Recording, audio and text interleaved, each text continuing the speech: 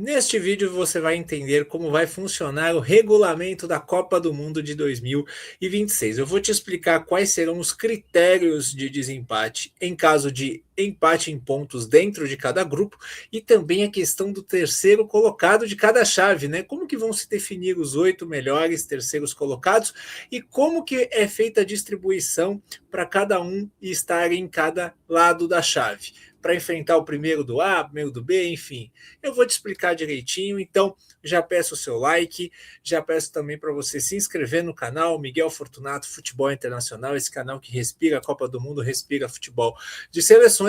Também peço para você hypar o conteúdo, para esse conteúdo ficar aqui em mais destaque no YouTube, certo? É muito bom ter vocês aqui, inscritos há mais tempo, inscritos novos, é muito legal essa galera chegando e a gente poder bater esse papo, trocar ideia de Copa do Mundo aqui nos comentários dos vídeos, certo?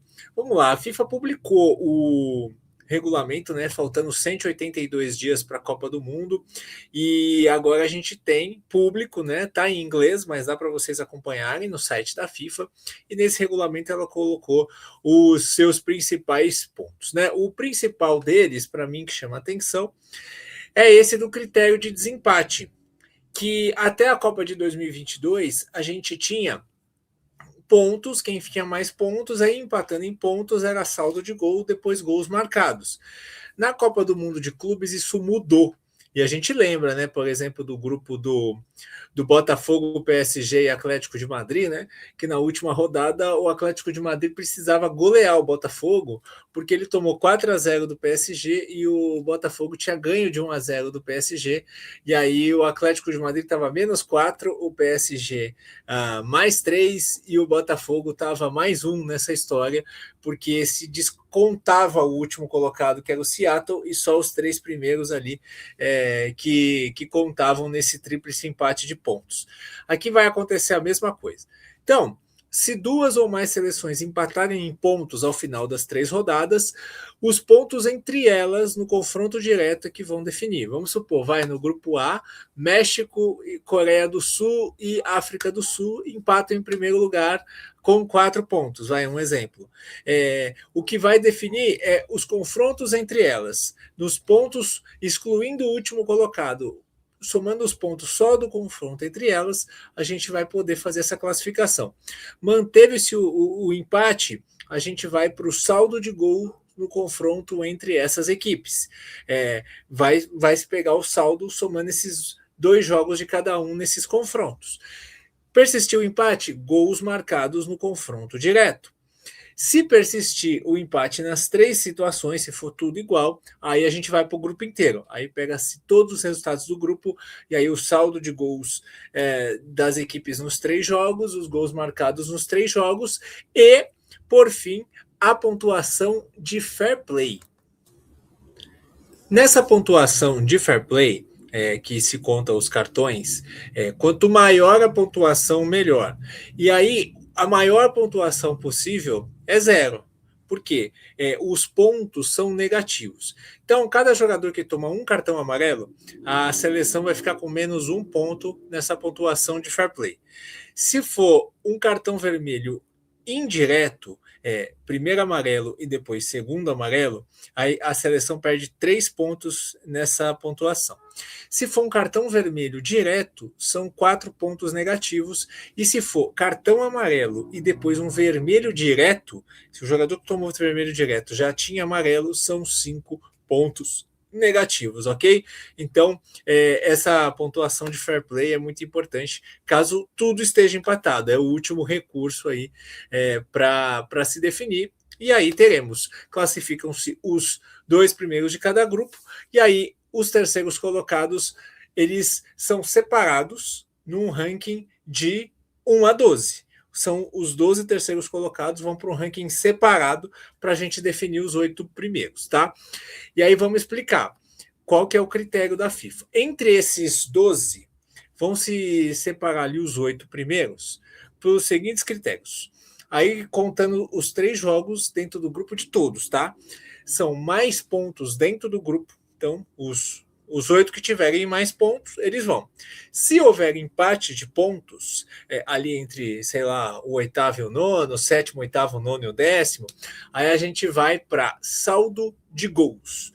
Quem tiver mais saldo de gol, vai direto. Se ainda permanecer empatado, gols marcados, pontuação de fair play, a mesma que eu expliquei anteriormente, e se tudo tiver empatado entre duas equipes ali na oitava e nona colocação, aí vai para o ranking da FIFA, para o último ranking da FIFA publicado antes do início da Copa do Mundo.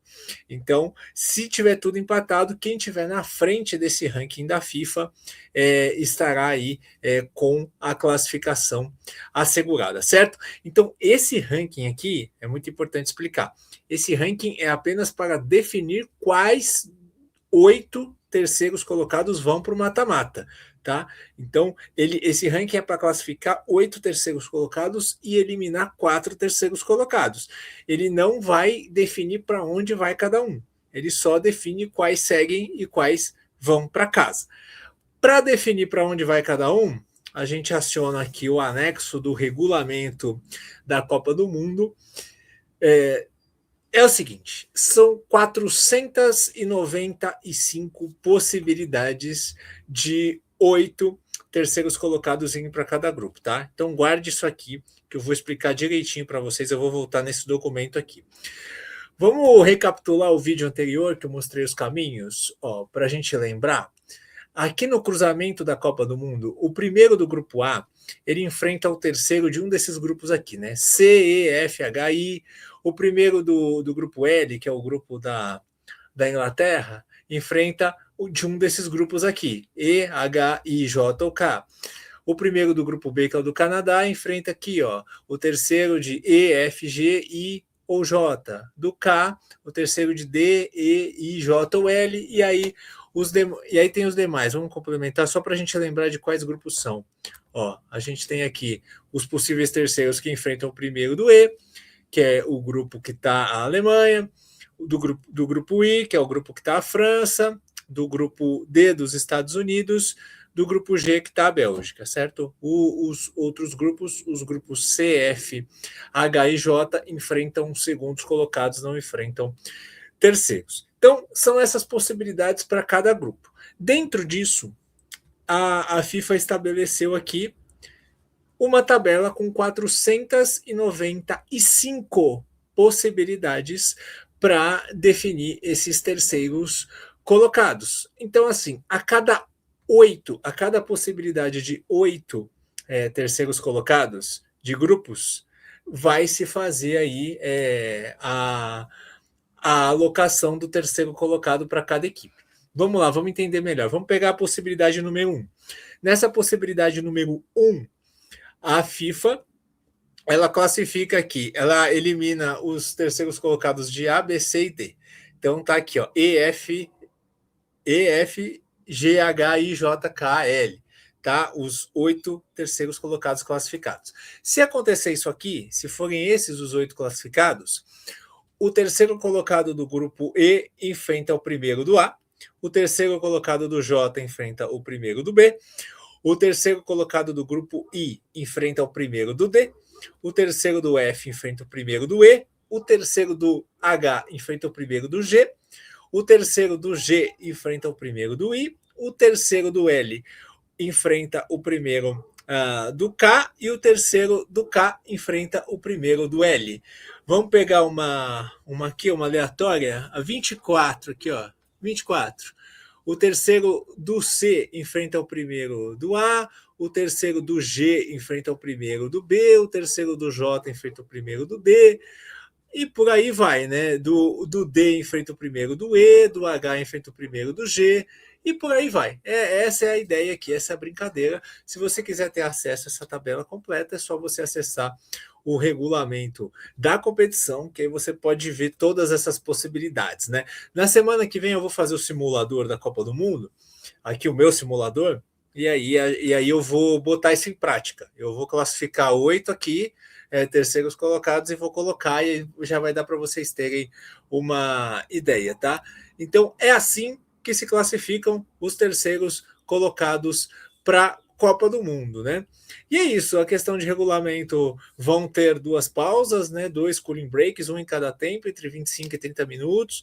O árbitro vai determinar a hora certa de parar. Já estão falando que as TVs adoraram essa ideia, porque vão colocar anúncios. As equipes elas vão ter que chegar a América do Norte ali ao local determinado de treinamento, no máximo até 5 dias antes de começar.